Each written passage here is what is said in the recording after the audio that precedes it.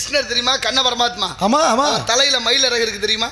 ஏன் வந்துச்சுன்னு தெரியுமா? எதுக்காக? அவர் சின்ன பிள்ளையில துருதுருன்னு இருப்பாராம். துரு. சில பிள்ளைகளை பார்த்தீங்கன்னா ஒரு வித்தியாசம் தெரியும். ஆமா. நிலத்தில் கிடந்த போய் கால் காட்டும் குடியில் பிறந்தோடைய வாய்ச்சொல். சில பிள்ளைகளுடைய நடவுட பாடல நம்மளே கேட்பான். எப்படி இந்த வயசுல எப்படி ஒண்ணிருக்க? எப்படி இருக்கானே?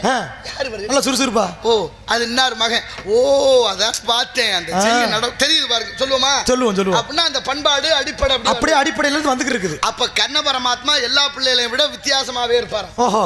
ஆயர்பாடியில மாடுகளை மேய்க்கிற போது மேய்க்கும் பொழுது அப்ப அந்த குழந்தைய பார்த்து மத்த குழந்தையெல்லாம் மெய் மறந்து இருக்குங்களா? கண்ணா அவளை லீலைகள் பண்றதை பார்த்து அப்ப எல்லாருமா கூடி பேசி ஒரு முடிவுக்கு வர்றாங்க. எப்படி? கண்ணா நம்ம 10 பேர்ல நீ ஒரு ஆள் தான் ரொம்ப அழகா இருக்க, சரி, ரொம்ப அறிவாவும் இருக்க, ரொம்ப ஆற்றலாவும் இருக்க, நாங்க எல்லாரும் உன்னை தலைவரா ஏத்துக்கலாம்னு நினைக்கிறோம். நமக்குள்ள ஒரு தலைவரா வச்சுக்கிறோம் அப்படின்னு எல்லா குழந்தைகளும் முடிவு பண்ணுது.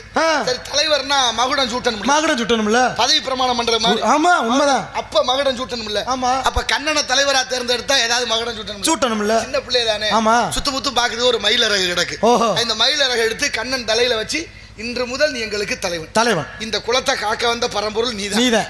அது மாதிரி உங்க அப்பாவுக்கு முடி சுட்டினால தலைவர் தேர்ந்தெடுத்து அப்படின்னா மக்கள் தீர்ப்பே மகேசன் தீர்ப்பு. மக்கள் தீர்ப்பு சொன்னாதான். ஆமா. மக்கள் தீர்ப்பு சொன்னான்னு நீங்களா சொல்லிட்டு இருக்க கூடாது.